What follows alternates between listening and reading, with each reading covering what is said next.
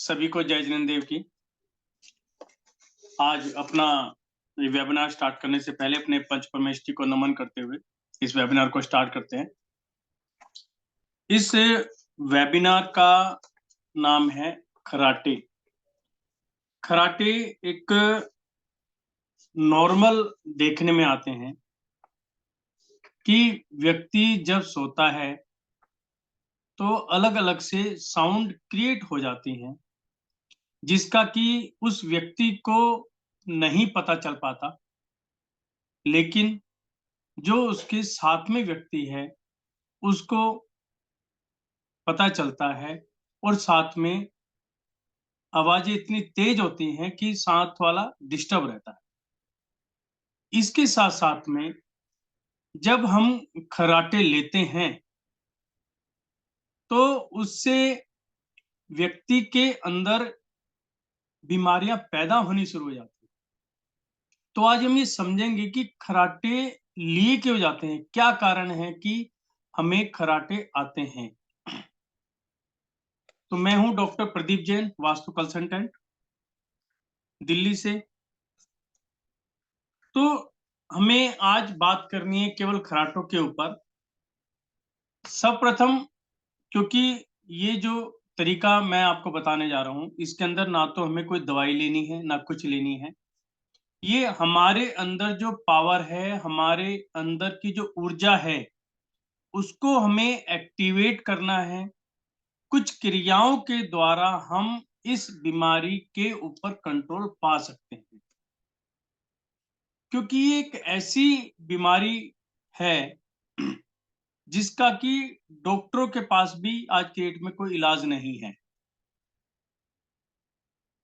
और ये क्योरेबल है। इसको कंट्रोल इजीली किया जा सकता है। तो आज हम उसी पे सारी क्रिया करेंगे कि हम अपनी स्वयं की ऊर्जा के द्वारा इस बीमारी के ऊपर काबू कैसे पाए। तो इसके लिए सबसे पहले हम जहां पर भी बैठे हैं वहां की एनर्जी का सबसे पहले हम धन्यवाद करेंगे और वहां से उनकी इजाजत लेंगे कि वो हमें ये पावर दें, ये हमें शक्ति दें कि मैं इन एनर्जी को एक्टिवेट कर सकूं और जो ये बीमारी है इस पर मैं इजीली काबू पा सकूं, उसके ऊपर कंट्रोल कर सकूं। तो सभी जैसे मैं बोल रहा हूं वैसे अपनी जगह पर ही आराम से बोलेंगे। सभी दिव्य शक्तियां जो भी यहाँ पर विराजमान हैं, सभी को मेरा नमस्कार, सभी को मेरा जय जिनेंद्र देव की। मैं आपकी सहायता से, आपके द्वारा जो मेरे शरीर के अंदर एनर्जीज हैं या जो मेरे सेल डीएक्टिवेट हो चुके हैं उनको एक्टिवेट करूंगी या करूंगा, और जो ये बीमारी है उसके ऊपर मैं काबू पाकर, कंट्रोल पाकर इसको ठीक करूंगा। इसके साथ साथ में जो भी मेरे शरीर के अंदर किसी भी तरह की बीमारी का वास है, आपकी सहायता से वो दूर हो, दूर हो, दूर हो। मेरे द्वारा किसी भी प्रकार से कोई गलती हुई हो, मेरे परिवार से किसी भी प्रकार से, मन से, वचन से, काया से किसी भी प्रकार की कोई गलती हुई हो, त्रुटि हुई हो, उसके लिए क्षमा भाव। तो अब हमने परमिशन ली अपनी एनर्जी से।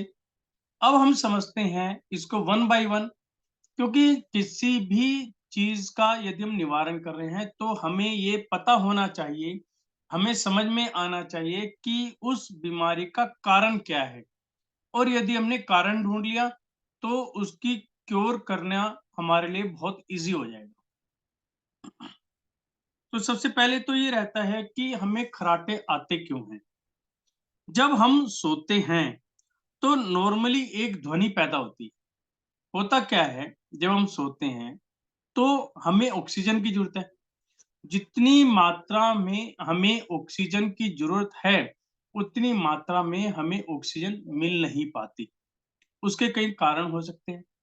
नाक का बंद होना, नाक के अंदर कोई छिद्र है उसका थोड़ा सा बंद होना। तो जब ऑक्सीजन की हमारी बॉडी को जरूरत है तो हम कहीं ना कहीं से तो ऑक्सीजन लेंगे।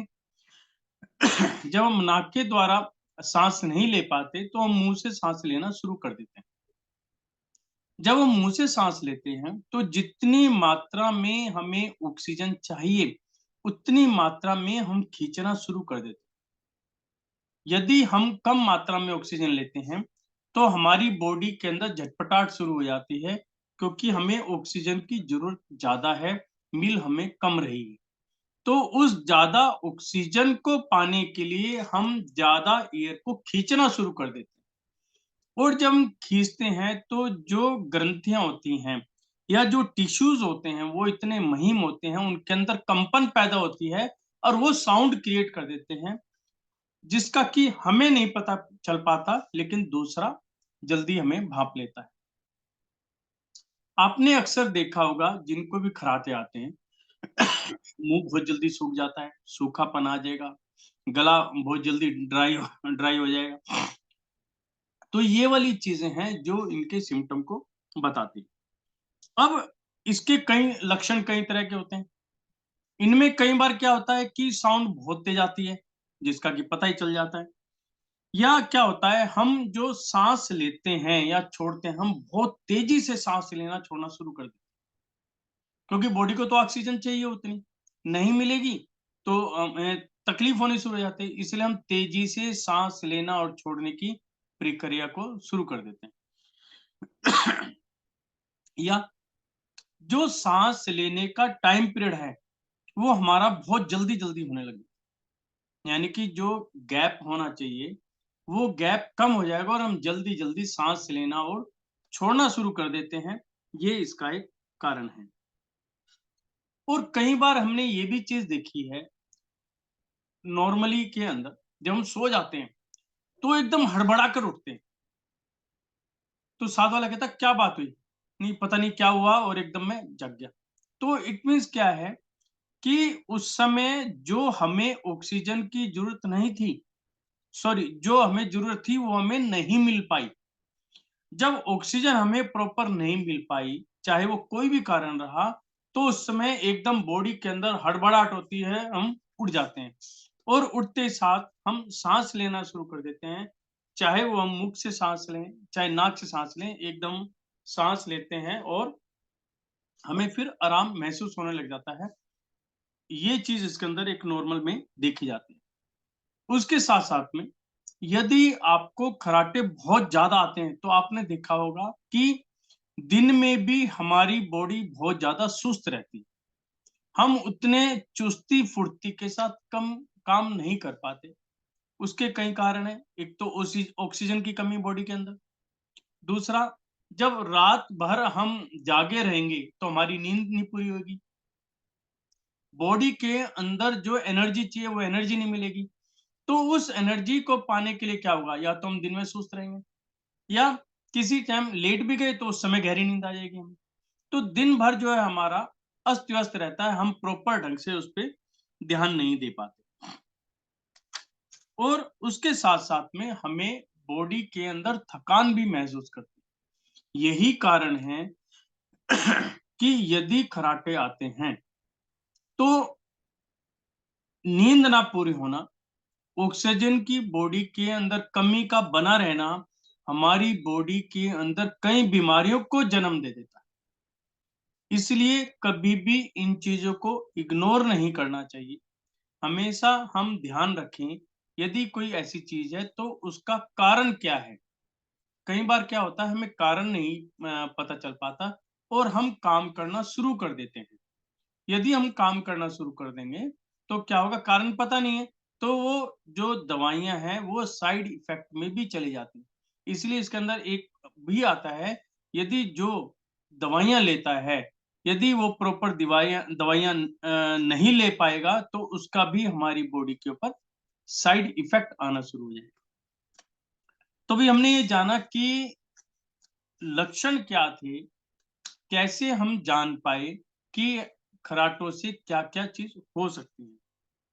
अब इसमें और चीज आती है कि जब हमें बॉडी के अंदर प्रॉपर ढंग से हमारी जो है ऑक्सीजन नहीं मिल पाती या हमें गहरी नींद नहीं आ पाएगी, या हम बार-बार जाग जाएँगे, तो क्या-क्या इफ़ेक्ट हमारी बॉडी के ऊपर आता है। एक तो सबसे बड़ा इफ़ेक्ट है कि हम किसी भी काम के ऊपर डायरेक्ट एकाग्रता नहीं ले पाएँगे, कंसंट्रेट नहीं कर पाएँगे। यानी कि हमारे दिमाग में कुछ ना कुछ घूमता रहेगा। या तो नींद आती रहेगी, बॉडी बहुत ज़्यादा सुस्त पड़ी रहेगी, क्योंकि हम किसी काम के ऊपर कंसंट्रेट ही नहीं कर पाएँगे।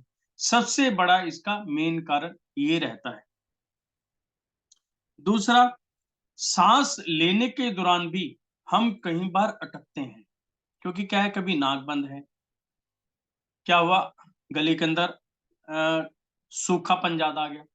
तो जो साँस स्पीडली जानी चाहिए, जिस फ्लो से हमारी बॉडी के अंदर जानी चाहिए, तो वो फ्लो कहीं न कहीं हमारा टूट जाएगा। हम प्रॉपर साँस नहीं ले पाते। दूसरा, साँस यदि हमने मुँह से लिया, तो उसके अंदर जो ऑक्सीजन की मात्रा है, वो कम हो जाती है। क्योंकि हमारी जो नासिका है, उसके अंदर तो जब हम साँस लेते हैं, तो प्योरली ऑक्सीजन ही अंदर जाती है।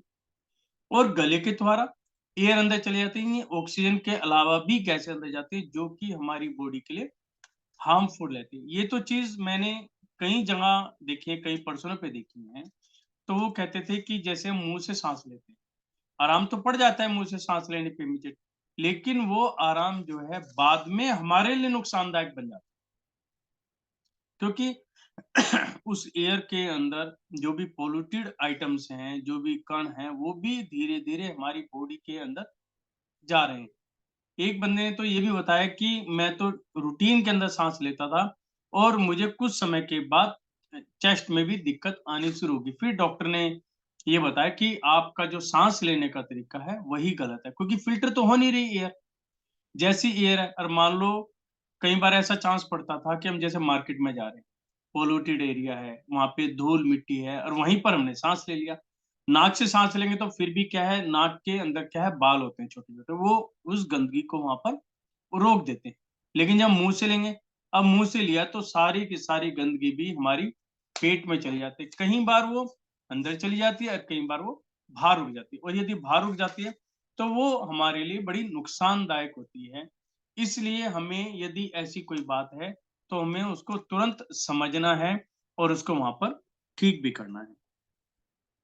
अब इसके मेन कारण क्या हैं कि जो आते हैं, अभी तक हमने क्या समझा कि ऐसा-ऐसा होता है खर्राटों के साथ। अब हमें कारण समझने हैं कि इसका मुख्य कारण क्या है? किस कारण से ऐसा हो सकता है? हमारे अंदर क्या आदत है?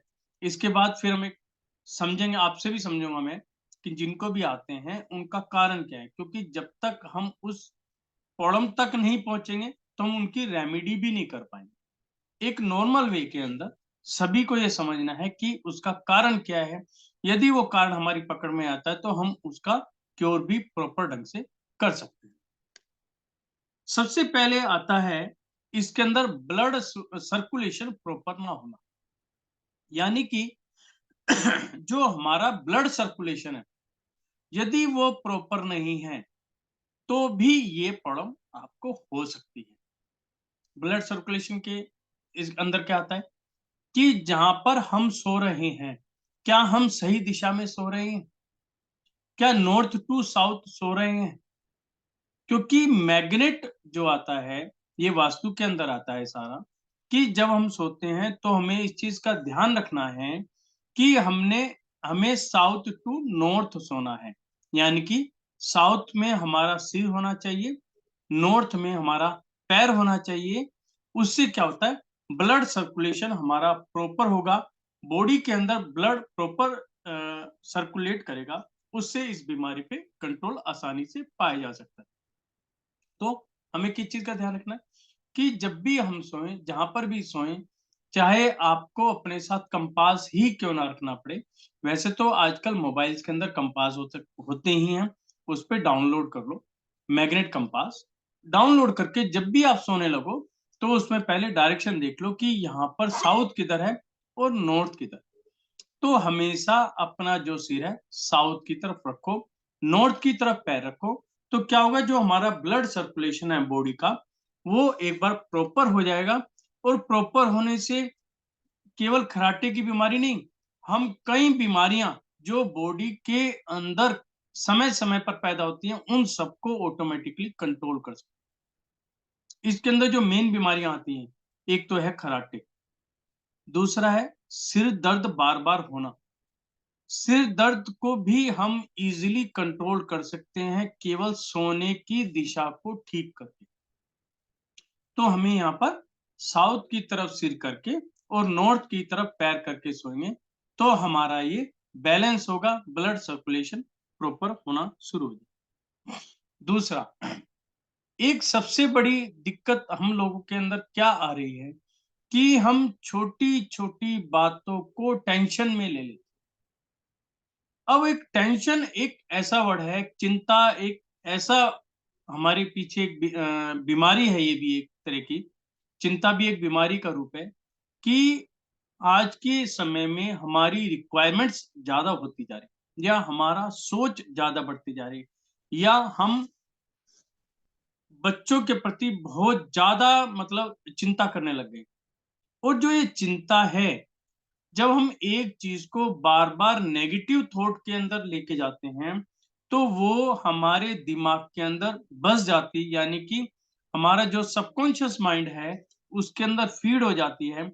और सबकॉन्शियस माइंड इसी बात को हमारी बॉडी के साथ रिलेट हो जाता है। और क्योंकि जो हमारी बॉडी चल रही है, जो मैं आपसे बातें कर रहा हूँ या आप मेरे से सुन रहे हैं, सब सबकॉन्शियस माइंड से ही काम हो रहा है। अब सबकॉन्शियस माइंड में क्या है, नेगेटिव थिंकिंग है, नेगेटिव थॉट है, हर वक्त एक चीज के बारे में चिंता करना। और यदि ये क्रिया बार बार होती है, ये भी हमारी बॉडी के ऊपर नेगेटिव इफेक्ट डालती है, और हमारे कहीं ना कहीं ब्लड सर्कुलेशन को, और हम जो ऑक्सीजन लेते हैं उसके ऊपर डायरेक्टली और इनडायरेक्टली दोनों तरफ से इफेक्ट डालती है। और यह भी इसी का एक कारण है, चिंता के, चिंता करने से हमारा जो है नींद प्रॉपर नहीं आ पाती। ये कई चीजों से रिलेटेड होती है चिंता भी, कि चिंता जब हम करने लगते हैं तो कई चीज एक दूसरे से रिलेटेड बन जाती है, और कहीं ना कहीं जाकर ये खराटों का ही रूप धारण कर लेती है। तीसरा इसके अंदर आता है खाने का ना पचना, फूड डाइजेशन। ये इसका मेन कारण है कि जब हम सुबह उठते हैं और शाम तक हमें यही नहीं पता होता हम क्या खा रहे हैं, क्या पी रहे हैं, कब खाना चाहिए, कब हमें पीना चाहिए। हम एक के ऊपर एक के ऊपर एक चीज खाई जा रहे हैं, तला हुआ खाना, चिकना खाना। तो ये सारी जो चीजें हैं, तो क्या होता है कि किसी भी खाने को हम खाते हैं तो उसका एक टाइम पीरियड होता है कि कितने समय में खाना पचेगा।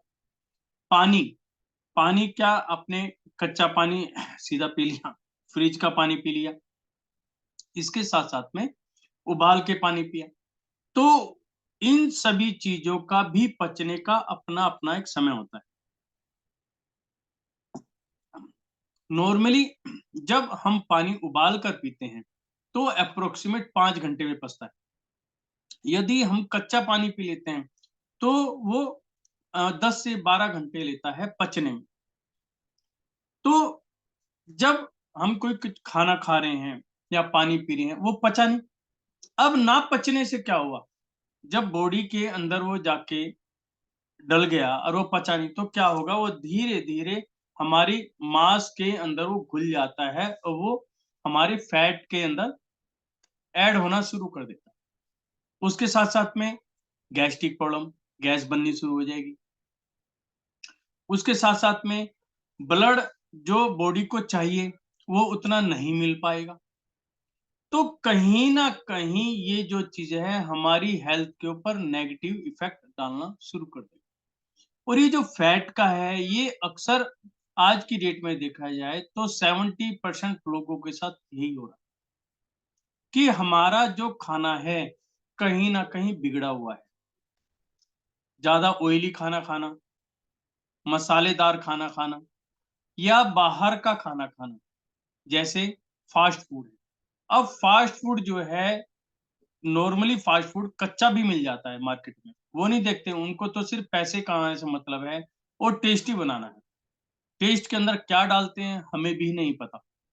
और वो जो फास्ट फूड है, वह फास्ट फूड मोटा-मोटा 20 से 24 घंटे लेता है हाजमा करने में और उसको डाइजेस्ट होने में।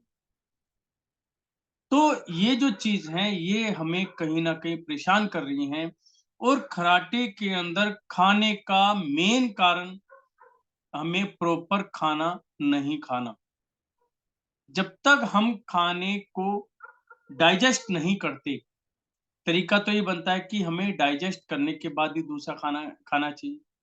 इसीलिए जैन धर्म के अनुसार तो जो दिन छिपने से पहले खाने की क्रिया थी, उसमें कई कारण और भी हैं, लेकिन एक कारण यह भी है कि दिन छिपने से पहले खा लेंगे और अगले दिन, दिन निकलने के बाद खाते हैं, तो मोटा-मोटा आप ये समझ लीजिए, आपके सामने 12 से 14 घंटे का गैप मिल जाता है और उस गैप के अंदर जो भी आपने सॉलिड खाया है, जो खाना खाया है, जो आटे की बनी हुई आइटम जो खाई हैं, वो पचने में वहाँ पे ईज़ी हो जाता है और उसी कारण से हमारा जो ब्लड सर्कुलेशन है, जो ऑक्सीजन है, वो प्रॉपर हो जाती है। लेकिन अब क्या है, हमारा पता ही नहीं होता कि हम कितने बजे खा रहे हैं, कितने बजे उठ रहे हैं और उसको डाइजेस्ट करने का हमें पता ही नहीं है कि हम किस समय हमें डाइजेस्ट करना है। हम एक के ऊपर खाना खाते जा रहे हैं और ये भी एक मुख्य कारण है हमारे खर्राटे आने का। इसके साथ में जब ये चीज़ रेगुलर होने लग जाती है, तो ये प्योरली फैट के अंदर कन्वर्ट हो जाती है और हमें मोटापा चढ़ना शुरू हो जाता है। और एक बार जब मोटापा चढ़ना शुरू हो जाता है, तो वहाँ पर यदि खर्राटे आने शुरू हो गए, तो परमानेंट हमारी एक बीमारी का रूप धारण कर लेता है और उसके बाद डॉक्टर भी कुछ नहीं कर पाते। सिंपल सी ये रहता है कि हमें यहाँ पर किसी भी एंगल से मोटापे पर कंट्रोल करना है और डाइजेशन पे ही हमें ज़्यादा ध्यान देना है। इन 2 चीज़ पे यदि हम ध्यान दे लेते हैं, तो हमारे खर्राटे तो दूर होंगे ही होंगे, उसके साथ में बहुत सारी बीमारियाँ हैं, जैसे सिर दर्द का है, जुकाम होना है और हल्का-फुल्का जो बुखार का है, जो छोटे-मोटे बीमारी हैं, ये ऑटोमैटिकली दूर हो जाएँगी। बीपी का कम-ज़्यादा होना, थायराइड का होना, ये ऑटोमैटिकली हमारी बीमारियाँ दूर हो जाती हैं। तो हम इन्हीं चीज़ों पर अब लेंगे कि हम उन्हें दूर भी कैसे करें? मान लो कोई किसी को मोटापा चढ़ भी रहा है, थायराइड भी है, तो हम उसको दूर कैसे करेंगे? उसके साथ में आज की जनरेशन को मैं देख रहा हूँ कि शराब पीना और सिगरेट पीना एक तरह का शौक बन गया है। वो अपना एक लेवल समझते हैं कि यदि हम शराब पी रहे हैं, सिगरेट पी रहे हैं, तो हमारा भी एक लेवल है इसलिए पी रहे हैं। हमने कभी लड़कों को देखा था, आज तो लड़कियाँ भी खुलेआम मार्केट के अंदर में सिगरेट पीती हुई मिलती हैं। शराब जहाँ पर बिकती है, उन दुकानों पे लड़कियों को भी देखा जाता है और ये जो क्रिया तो चल पड़ी, लेकिन ये सबसे बड़ी बीमारी का रूप है। लोग दवाई के अंदर लेते हैं, वो तो समझ में आता था। लेकिन जब इस बीमारी के अंदर पड़ गए, यानी कि शराब पीना और सिगरेट पीना, ये हमारी सेहत के लिए 100% जो है नुकसानदायक है, किसी भी एंगल से सही नहीं है। ये हमारी बॉडी को अंदर जला रही है, शराब भी हमारे पार्ट को डैमेज कर रही है और इनसे जब बॉडी के अंदर ऑक्सीजन की कमी होती है, तो जो टिश्यूज़ हैं हमारी बॉडी के, वो हमारे कहीं न कहीं कमज़ोर होने लग जाते हैं। नॉर्मली एक पुरुष के अंदर और एक स्त्री के जो साँस की नलियाँ हैं, उनके अंदर स्त्री की जो लेडीज़ हैं, उनकी जो साँस की नली है, वो मोटी होती है और पुरुष की साँस की नली पतली होती है।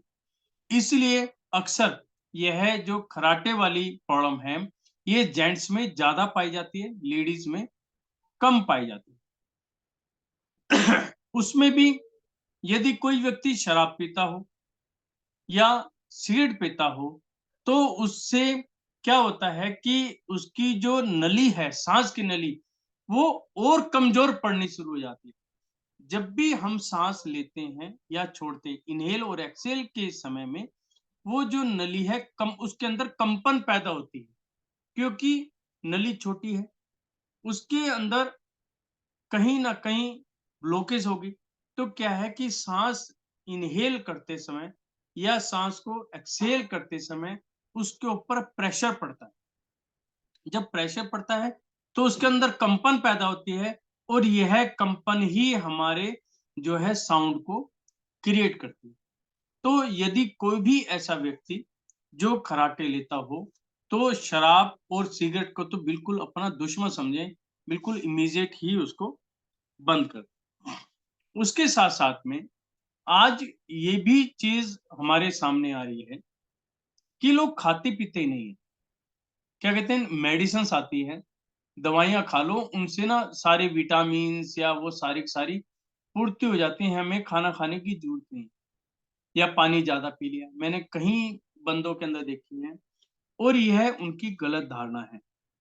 क्योंकि मार्केट के अंदर कंपनीज़ आई हुई हैं कई, उनमें क्या होता है, वो कंपनीज़ अपनी आइटम्स की एडवर्टाइज़मेंट करने के चक्कर में हमें वो रास्ते से हटा देती हैं कि हमें ये विटामिन चाहिए, ये हमें कैल्शियम चाहिए, आप खाना नहीं खाएँगे, हम इन मेडिसिन के थ्रू आपकी बॉडी की जो भी कैल्शियम्स हैं, जो भी विटामिन्स हैं, इसको पूरा कर देते हैं, तो आपको कोई दिक्कत नहीं है।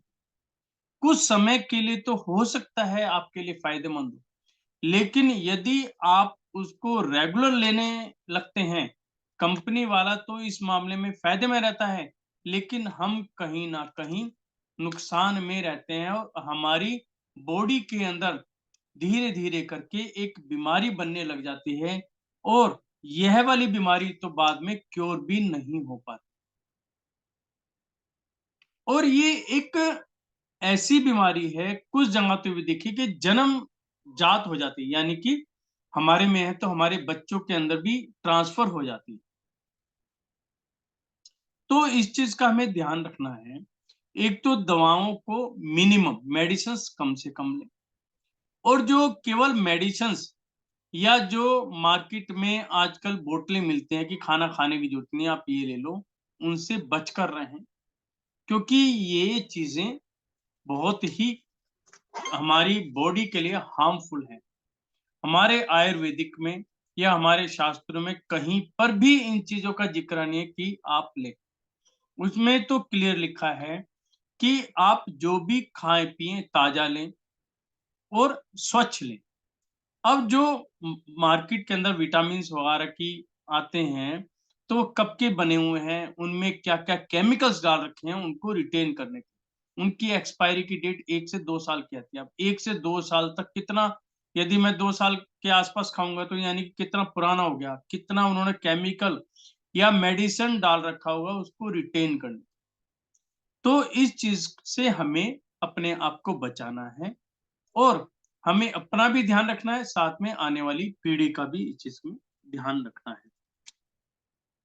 इसके साथ-साथ में जब हम ऐसा करने लग जाते हैं, तो एक लक्षण हो रहा था कि हमारा जो गला है, वो भी बार-बार सूखने लग जाता है। यदि गला सूखेगा, तो खर्राटों की आवाज़ तेज़ होनी शुरू हो जाएगी। तो कई बार आपने देखा होगा, जब हम रात को उठ जाते हैं या साथ वाला जगा देता है, तो हमें पानी पीना पड़ता है, हमें महसूस होता है गला बहुत ज़्यादा सूखा हुआ, क्योंकि एयर का बहुत ज़्यादा इन्हेल और एक्सहेल होता है और हम नाक की वजह से मुँह से साँस का ज़्यादा आना-जाना होता है, तो हमारा गला सूख जाता है। और कई बार तो ऐसी पोज़ीशन आती है कि कोई हमारे साथ नहीं सो रहा, फिर भी हम एक बार हड़बड़ा कर उठते हैं। उसका कारण क्या है कि गला सूखने के कारण जो ऑक्सीजन जो है या जो एयर है जो है एकदम डायरेक्ट हमारी बॉडी के अंदर जानी चाहिए, वो नहीं जा पाती। वहाँ पे हमें तकलीफ होती है और तकलीफ होके हम एकदम हड़बड़ा कर उठ के बहुत तेज़ी से साँस लेना शुरू कर देते हैं। तो यहाँ पर ये भी चीज़ देखनी है कि गला हमें किसी भी एंगल से सूखा नहीं रखना है। मांसपेशियां मैंने बताया आपको कि मांसपेशियों में धीरे धीरे कमजोरी आनी शुरू हो जाती है यदि हमें खराटों की बीमारी है तो। एक इसके अंदर मेन आता है साइनस। साइनस से आप लोग सब जानते हैं कि नाक किसी भी एंगल से बंद होना, इसके अंदर मेडिकली भी प्रॉब्लम हो सकती है और वैसे भी कई बार क्या होता है, जैसे अब सर्दी का दिन है तो जुकाम होना एक आम बात हो जाती है। अब यदि जुकाम बार बार हो रहा है तो हमें इस चीज का ध्यान रखना है, उसका कारण ढूंढना है कि यह ऐसा क्यों हो रहा है। क्या नाक की, कई बार देखा गया है कि नाक के अंदर हड्डी होती है तो वह अपने साइज से ज्यादा है, या जो छिद्र है वो छोटा हो गया है, तो हमें किसी भी एंगल से जुकाम नहीं होना चाहिए। या जुकाम हो भी गया है तो हमारे जो नाक के रास्ते हैं उनमें कभी भी कोई भी रुकावट ना आए। होता क्या है कि जब हम नाक में रुकावट आ गई या हल्की सी बलगम आ गई तो बलगम जो है अंदर बाहर जब चलती रहती है तो हमारी जो टिश्यूज हैं वहां पर प्रॉब्लम आनी शुरू हो जाती है और वहां से प्रॉपर सांस नहीं जाती। जब हमें नाक से सांस प्रॉपर नहीं जाएगी फिर हमें मुंह से जबरदस्ती सांस लेनी पड़ती है और ये हमारी बीमारी का कारण बन जाता है।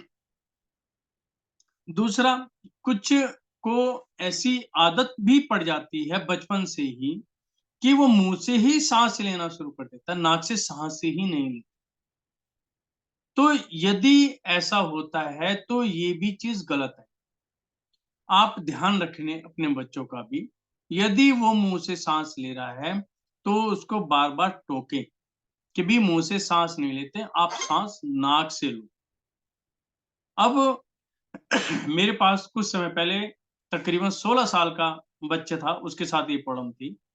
अब 16 साल के बच्चे के साथ खराटे की प्रॉब्लम आना बड़ा अजीब सा लगता है, लेकिन जब उनसे बात की गई तो पता चला शुरू से ही आदत ऐसी पड़ी हुई। मुझे बस मुझे आदत पड़ गई है, शुरू में मजा आता था, अब वो आदत पड़ गई। तो फिर उनको बताया गया, फिर उसने धीरे-धीरे इस आदत को बदला। जो उनके साथ सोते थे, उनको कहा गया कि जैसे ही ये मुँह से साँस लें, उनको जगाओ या इसका मुँह बंद करो, इसको नाक की आदत डलवाओ कि नाक से साँस लें। और नाक भी साफ होनी चाहिए, बलगम वगैरह बिल्कुल नहीं होनी चाहिए। तो उसने तकरीबन 6 महीने उसको ज़रूर लगे। 6 महीने में उसने काफ़ी रिकवरी की और आज वो बिल्कुल ठीक है। दूसरा, सोने का गलत तरीका। एक तो तरीका मैंने बताया कि डायरेक्शन वाइज़, कि हम डायरेक्शन वाइज़ ही गलत सो रहे हैं। एक तरीका क्या होता है, जब हम सोते हैं, तो क्या होता है, जैसे हमने तकिया लगाया। अब तकिया लगाने के बाद क्या होता है, हमने ऐसे ज़रा गर्दन को पीछे कर लिया, तो ये जो नसें हैं, ये खिंच जाती हैं। खिंचने से क्या है, जो उनका रास्ता है, नली के अंदर जो रास्ता है साँस लेने का, वो पतला बन जाता है। तो वहाँ पर हमें साँस लेने में दिक्कत होने लग जाती है और वहाँ पर हमें ऑक्सीजन की कमी महसूस होती है। तो जब ये दिक्कत होगी तो नेचुरली है, हमें तो साँस चाहिए, तो हम ज़बरदस्ती उसको इन्हेल करते हैं, खींचते हैं। और जब हम ज़बरदस्ती खींचेंगे तो जगह कम है, तो जो वहाँ पर टिश्यूज़ हैं, वो वाइब्रेट होने शुरू हो जाते हैं और वहाँ पे एक साउंड क्रिएट हो जाती है। तो यह भी इसका एक कारण है कि यदि तकिया पे हमारी गर्दन पीछे हो जाए और हमारी जो है गर्दन खिंच जाए, तो भी ये साउंड क्रिएट होती है। इसका एक चीज़ और आती है, यदि हमने गर्दन नीचे कर ली, ऐसे कर ली, तो क्या है, गर्दन की नसें खिंच जाती हैं।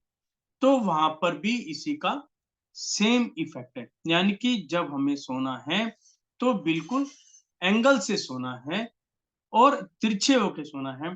वो मैं आपको आगे बताऊँगा कि हमें किस साइड प्रॉपर ढंग से सोना चाहिए, कि जिससे कि हमारी बॉडी के अंदर बलगम ना बने और हमारी जो साँस की नली है, वो बिल्कुल साफ रहे, जिससे कि हम रेगुलर वे के अंदर ब्रीथ ले सकें, साँस ले सकें और साफ साँस ले सकें, प्योर ऑक्सीजन ले सकें।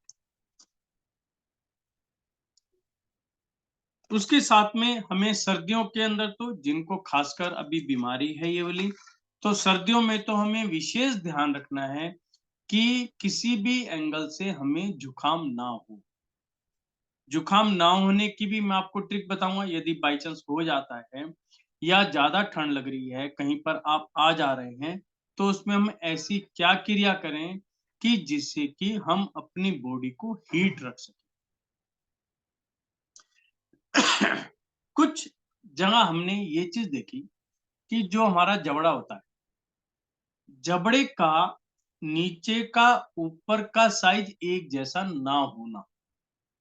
जैसे नीचे का जबड़ा छोटा होना। यदि नीचे का जबड़ा छोटा है, तो ये भी खर्राटों का एक कारण बन जाता है। जब जबड़ा छोटा होगा, तो क्या होगा? हमें साँस लेने में दिक्कत होती है और हम प्रॉपर साँस नहीं ले पाते या अटक-अटक के हम साँस लेते हैं, तो हमारा जो फ्लो है, वो नहीं बन पाता। उसमें क्या होता है कि जब जबड़ा छोटा है तो जो हमारी जीभ होती है वो पीछे की तरफ चली जाती है और वहाँ पे साँस की नली को वो ब्लॉक कर देती है और वहाँ पे वो दिक्कत आनी शुरू हो जाती है। इसके साथ में एक मेन है वात, पित्त और कफ। आयुर्वेदिक यदि आप जानते हैं, तो इसके बारे में आप जानते ही होंगे कि वात, पित्त और कफ 3 होते हैं और तीनों का हमारी बॉडी के अंदर बैलेंस होना बहुत ज़रूरी है। क्योंकि ये ही इसी से हमारी बॉडी चल रही है, वात से, पित्त से और कफ से। बैलेंस होना, यानी कोई भी चीज़ ज़्यादा है, अति है या कम है, वही हमारे लिए नुकसानदायक है। जैसे बलगम बनती है, बॉडी के अंदर बलगम, यदि बलगम ज़्यादा बने तो नुकसानदायक, कम बनेगी तो आपकी बॉडी के अंदर कमज़ोरी पैदा होनी शुरू हो जाएगी। तो बलगम तो बननी चाहिए, लेकिन वो बैलेंस के अंदर बने। यदि आपकी बॉडी के अंदर जब आप देखिए, जब बंदा कोई बीमार होता है, तो बीमारी में क्या होता है, इतनी ज़्यादा दवाइयाँ उसको खिलाई जाती हैं कि बॉडी के अंदर बलगम बननी बंद हो जाती है, यानी कि उन दवाई की गर्मी से बलगम जल जाती है और उस व्यक्ति के अंदर कमज़ोरी बहुत ज़्यादा आ जाती है और यह कमज़ोरी खर्राटे का भी रूप ले लेती है। कहीं जगह ये भी चीज़ देखी गई। फिर उसके अंदर जब वो घर जाता है तो डॉक्टर क्या कहता है, आप आराम करो, खाओ-पियो। आराम किस लिए कहा जाता है कि जितनी देर वो आराम करेगा उस बॉडी के अंदर कफ बनना चाहिए, यानी कि बलगम बननी चाहिए। जैसे-जैसे कफ बनना शुरू होगा, उसको राहत मिलनी शुरू हो जाएगी, कमज़ोरी भरनी शुरू हो जाएगी और जैसे ही ये बैलेंस होगा, आप बिल्कुल ठीक हो जाएँगे। तो इसके अंदर वात, पित्त और कफ 3 आते हैं। इस पे भी 2 मिनट लगा लेते हैं। कफ क्या होता है? यदि कफ की अधिकता होती है, यदि कफ ज़्यादा हो जाए बॉडी के अंदर, तो हम देखते हैं कि जो हमारी बॉडी के अंदर हार्ड मास है, जो मास है वो बढ़ने लग जाता है। बढ़ने का मतलब क्या है? कि जो हम खाना खा रहे हैं, खाना पच नहीं पा रहा, सिर्फ़ हमारी बॉडी के अंदर इकट्ठा होते जा रहा है। इकट्ठा होगा, पचेगा नहीं, तो क्या हुआ? मांस का रूप ले लेगा, यानी कि हमारी बॉडी के अंदर इधर-उधर पड़ के वो सड़ जाएगा और हमारी बॉडी के अंदर मांस बढ़ जाएगा और उसके साथ-साथ जो हमारी श्वास की नली है, उस पे भी उसका इफ़ेक्ट आना शुरू हो जाता है। क्योंकि जब कोई मांस बढ़ेगा, तो वो अपनी जगह लेगा, वहाँ पे नलियाँ हैं। अब स्वर विज्ञान के अंदर आता है ना, 3 नली जो है प्रधान नली है। वैसे 72,000 नलियाँ हैं। मेन नलियाँ उसके 100 हैं। उसके बाद जो है 10 नाड़ियाँ हैं और 10 के बाद 3 नाड़ियाँ हैं। तो जब हमारी बॉडी के अंदर ये चीज़ बढ़ेगी, तो क्या होगा, वो नसें खिंचनी शुरू हो जाती हैं, उनका गैप कम होना शुरू हो जाता है और वहाँ पे हमें साँस लेने में दिक्कत आनी शुरू हो जाती है। पित्त में क्या होता है? यदि पित्त ज़्यादा है तो क्या कब्ज़ हो जाएगी, एसिडिटी बननी शुरू हो जाएगी और एसिडिटी में तो मेन आता है जिनको खर्राटे की प्रॉब्लम है और एसिडिटी बन जाए। तो क्या है, डबल वहां पे नुकसान होना शुरू होता है, क्योंकि एसिडिटी निकलेगी कैसे? या तो हम मुंह के जरिए निकालेंगे या गैस बन के कहीं ना कहीं से वो पास होती है, तो हमें सांस लेने में उस समय बहुत ज्यादा तकलीफ, और वो खराटे अजीब से खराटे हो जाते हैं, क्योंकि उसके अंदर गैस्ट्रिक प्रॉब्लम हो जाती है। कई बार तो आपने देखा, खट्टी डकारें, जी मचलाना, इस टाइप की दिक्कतें होनी शुरू हो जाते हैं, और वो अलग अलग बीमारी का भी रूप ले लेता है। यदि हम वात की बात करें, तो वात में नॉर्मल रहता है, यदि खान पान है, स्वभाव है, आदतों को भी ये इफेक्ट करता है। तो ये चीजें हैं मेन, जो हमें प्रॉब्लम के अंदर डालती हैं, और इनके कारण ही खराटे जैसी बीमारी या और भी बीमारी हमारे ऊपर हावी हो जाती है।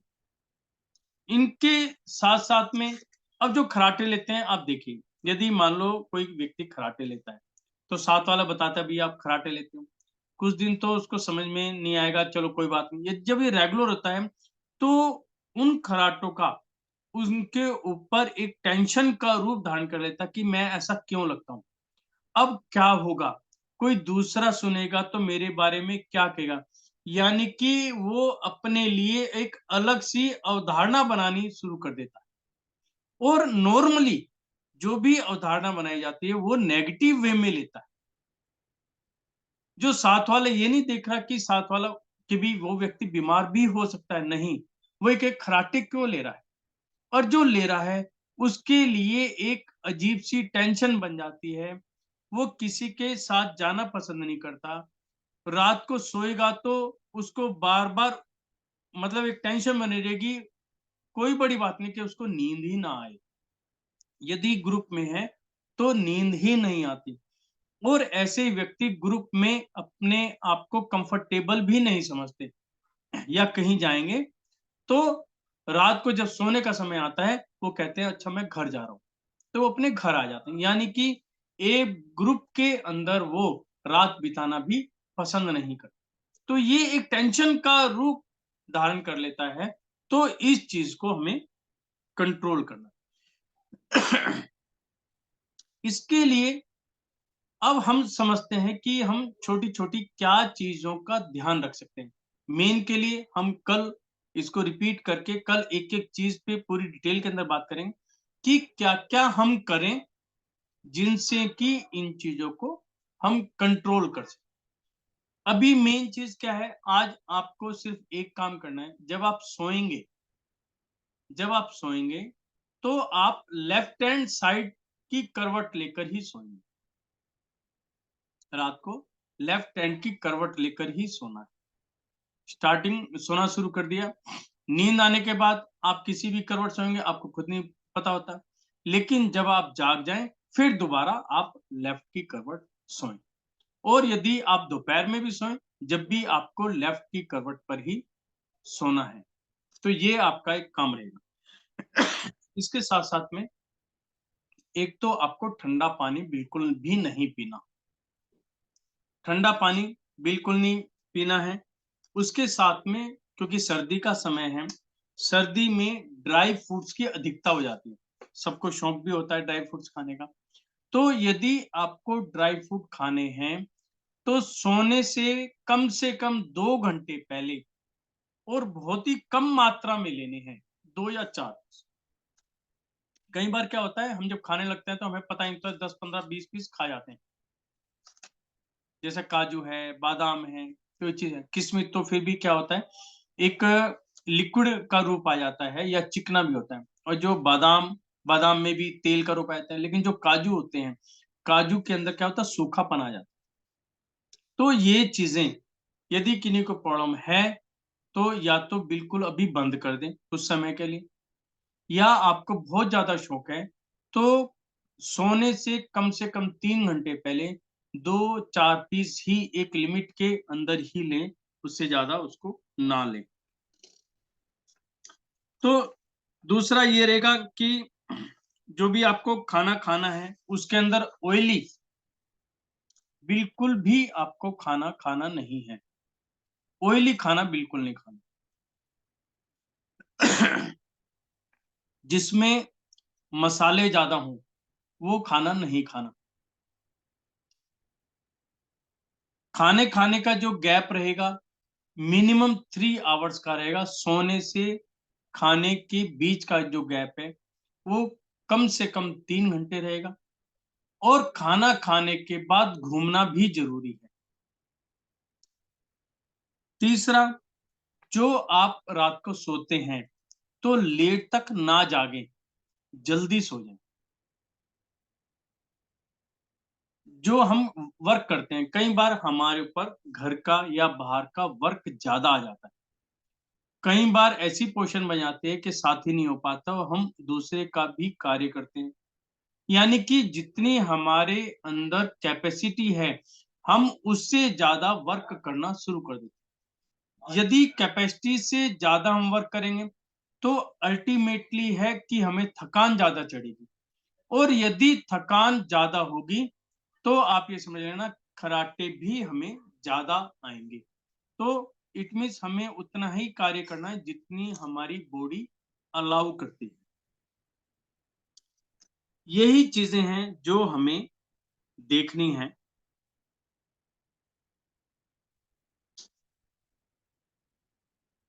ये मेन कारण है हमारे खर्राटे का। अब मैं आपसे पूछना चाहूंगा, यदि किसी को है तो एक बार थोड़ा सा बताएं कि जो जो मैंने चीजें बताई हैं उनमें से ऐसा कौन सा सिम्टम है जो आपका है, या कोई और सिस्टम जिससे कल मैं जब आपको डिटेल में इसकी सारी डिटेल बताऊंगा, इसका इलाज बताऊंगा कि हम क्या करें, तो मैं उस चीज का ध्यान रख सकूं, जिससे कि आपकी प्रॉब्लम कुछ ही समय के अंदर आप उसको कंट्रोल कर सकें।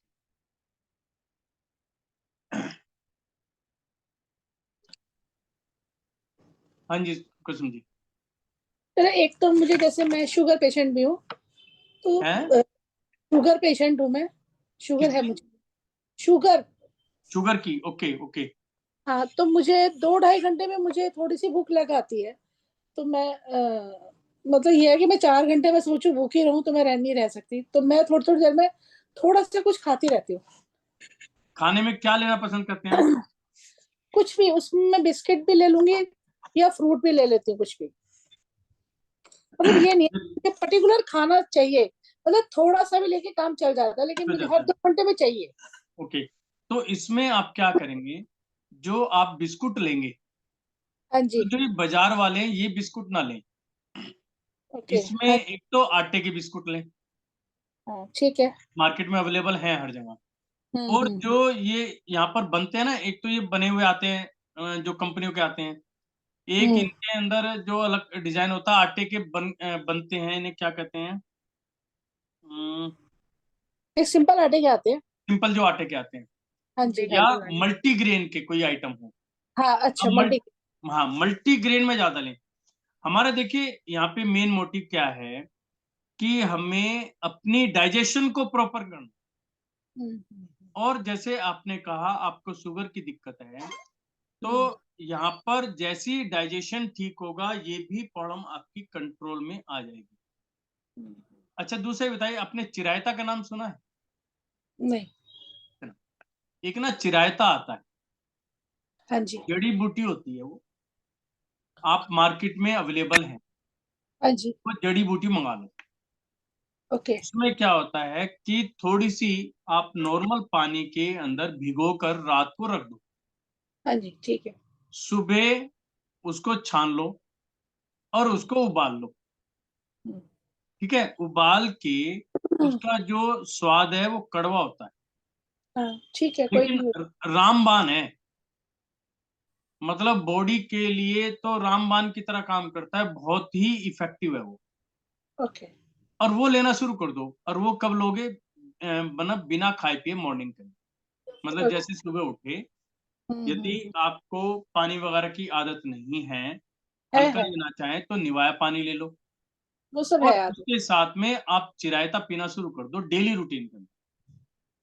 ओके। आप देखोगे आपका शुगर की प्रॉब्लम भी कंट्रोल में आ जाएगी, और उससे डाइजेशन पे इफेक्ट पड़ेगा, और डाइजेशन से आपकी जो यदि खराटे की कोई प्रॉब्लम है तो वो भी ऑटोमेटिकली कंट्रोल हो।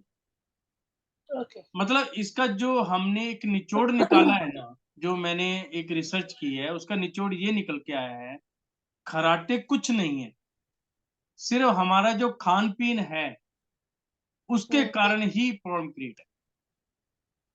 आपका वेट कितना होगा एप्रोक्सीमेट? 80। 80। एज कितनी है? 53। 53। तो इसका मतलब आपका वेट भी ओवर है। ओवरवेट है। हाँ है ना? जी। तो अब हमें मेन क्या है, इस चीज़ को कंट्रोल कर में सबसे पहले हमें वेट को कंट्रोल करना है, और वेट ईज़िली कंट्रोल किया जा सकता है। मतलब ऐसा नहीं है, इस एज में बहुत आराम से आप कर सकते हैं। एक तो डेली रूटीन के अंदर आपको लेफ्ट हैंड साइड सोना है। ओके। आप एक नियम बाँध लो। ठीक है। दूसरा, आप ये देखिए, मेरी मुद्रा देखिए, अंगूठा और ये वाली उँगली, हम्म। तर्जनी उँगली जिसमें अंगूठी पहनते हैं, इसको ऐसे बना लो। ऐसे ही दोनों दोनों हाथ की उँगली। ठीक है? तो इस मुद्रा को कहते हैं सूर्य मुद्रा। सूर्य का मतलब है गर्मी, यानी कि जब आप इस मुद्रा को करेंगे, तो आपकी बॉडी के अंदर हीट जनरेट होनी शुरू हो जाएगी। हम्म। वो हीट जो है, वो जो फैट बना हुआ है ऑलरेडी, उसको खत्म करेगी। अंगूठा हमें नीचे रखना है और ये फिंगर ऊपर। फिंगर ऐसे कर ली, हाँ। और इस जगह पे मैंने अंगूठा रख दिया, ये देखिए। ओ- ठीक है। है ना?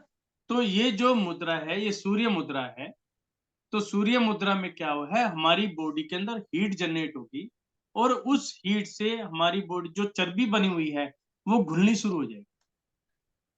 ओके। है ना? तो क्या रहा, एक तो आपको बिस्कुट खाने हैं तो आटे के खाने हैं, मैदा की आइटम बंद कर दूंगा। या फिर मल्टीग्रेन। हाँ, मल्टीग्रेन और ग्रेन, मतलब जो मैदा है ना, मैदे की कोई भी आइटम है, और हाँ जी। फास्ट फूड तो जहर है। नहीं, फास्ट फूड तो खैर खाते नहीं, अभी से मैं थोड़ा कम हाँ, हो गया। नहीं, कई बार ना हम शौक में भी खा लेते हैं। मैंने ऐसे ऐसे बंदे देखे हैं, वो ये कहते हैं कि मैं कुछ नहीं खाता। मतलब मैं आपको बताता हूँ, मेरा एक फ्रेंड था, दूर रहते हैं वो भी, तो वो टिक्की खाते थे, आलू की टिक्की। वो कहता है कि मैं 1 महीने नियम लेता हूँ, हाँ जी। ठीक है। और मैं ठीक रहता हूँ। 1 महीने के बाद जैसे ही मैं 4 टिक्की खा लूँ, मेरा वेट वहीं के वहीं आ जाता है। यानी कि ओके। आलू जो है, उसकी बॉडी को सूट ही नहीं कर रहा, कि सूट। जैसे ही आलू खाएगा उसका वेट बढ़ जाता है। तो कई बार ऐसी चीज़ें भी हो जाती हैं कि हमारी बॉडी को क्या सूट कर रहा है और क्या सूट नहीं कर रहा। ओके। तो यदि कोई ऐसी चीज़ है, आप ध्यान करो कि कोई ऐसी चीज़ तो नहीं है जो आपको सूट ही ना करती हो, और वो आपका शौक भी हो। कई बार ऐसी चीज़ होता है कि उसके खाने से एकदम आपको ऐसा लगता हो कि मेरा वेट बढ़ गया। तो वो वैसे चीज़ तो आपको मैं ढूँढनी पड़ेगी। वैसे तो मैं अक्सर अगर 15 दिन में कंटिन्यू दूध पी लेती हूँ ना, तो मेरा वेट बढ़ जाता है। मतलब दूध बहुत ले जल्द। लेते हैं। ओके, दूध से भी बढ़, हाँ, मेरा बढ़ जाता है। ठीक है। जैसे इवनिंग में मैं कंटिन्यू 15 दिन दूध पी लूं, तो मेरा एकदम 1-2 किलो पे फर्क पड़ जाता है। तो दूध कौन-सा लेते हो आप? नॉर्मल टोन मिल्क आता है। टोंड वाला आता है ना? तो हाँ उसको आप जी। डबल टोंड ले सकते हो। भाई दूध में भी तो फैट है ना? हाँ हाँ, नहीं मैं फिर लेती नहीं हूँ इसी चक्कर में। हाँ, तो आप उसके अंदर डबल टोंड वाला भी ले सकते हो, लेना है। तो चाय वगैरह तो देखो नुकसानदायक है, ज़्यादा। एक आधी चाय तो समझ में आती है, लेकिन यदि आप हाँ रेगुलर में एक। चाय लेंगे तो कहीं न कहीं बॉडी को माइनस इफ़ेक्ट ही डालता है। हाँ, नहीं वो एक दो ही चाय होती है, हाँ, मॉर्निंग में और इवनिंग में। और अब दूसरा एक चीज़ और है, आप दूध तो लें, लेकिन दूध के अंदर हल्दी डाल के लो आप, हल्दी को उबाल के। पी सकती हैं आप उसको? हाँ हाँ, यस। तो यदि आप हल्दी डाल के पी सकते हैं, आपके लिए बहुत ज़्यादा फ़ायदेमंद है। ये खर्राटे के लिए भी फ़ायदेमंद है, क्योंकि जो मैंने बताया ना कि जब हम साँस लेते हैं, तो जो हमारी हाँ टिश्यूज़ हैं, वो वाइब्रेट करते हैं, यानी कि कमज़ोर हैं वो। हाँ हाँ।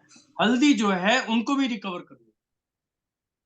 तो कल मैं हम्म। आपको बताऊँगा डिटेल के अंदर कि हाँ। हल्दी का दूध पीना हमारे लिए कितना फ़ायदेमंद है। हमारे खर्राटों के लिए तो फ़ायदेमंद है ही, हमारी बॉडी के अंदर भी जो कमज़ोरी है उसको फ़ायदेमंद रहेगा। दूसरा जो आप कह रहे हैं ना, 15 दिन में मुझे महसूस होता है मेरा वेट बढ़ गया है, वो आपका हाँ जी। वेट नहीं बढ़ेगा। हम्म। तो वो भी आप चीज कर सकते हैं। ठीक है। वो आज रात को आपको एक तो लेफ्ट हैंड साइड करवट सोना है।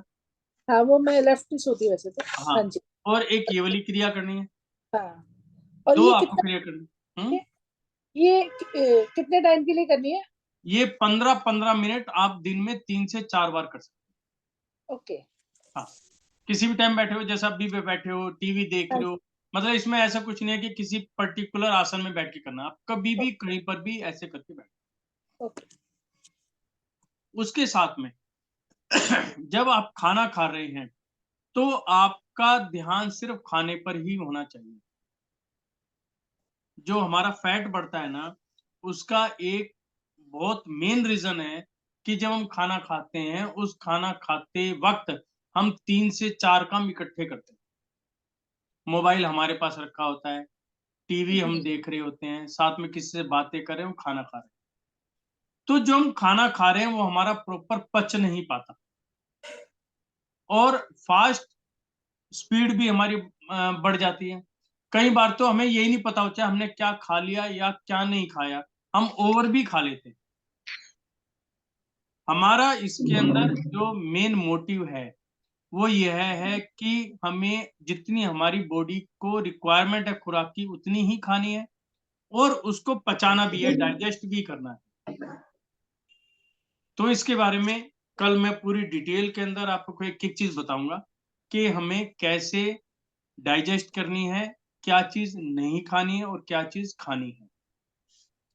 और एक वैसे उससे मुझे क्या है आपकी मैक्सिमम प्रॉब्लम सॉल्व हो की, एक कफ की भी प्रॉब्लम मुझे ज्यादा रहती है, शायद हुँ, हुँ, इसलिए भी हुँ। कराटे का ही है।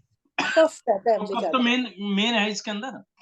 हाँ जी, ठीक है। जो कफ है, कफ तो हाँ। मेन कारण है। भई आप देखो ना कफ बनता कैसे है? अब जैसे सर्दियाँ आ गया है, सर्दी के अंदर हाँ, थोड़ा-सा भी बॉडी का हुआ कफ बन गया। कफ बन आपने जाता है। ओवर खा लिया तो कफ बन गया, कम खाया तो भी कफ बनता है। हम्म। यानी कि आपकी बॉडी के अंदर चंद्र स्वर ज़्यादा चलता है। ओके।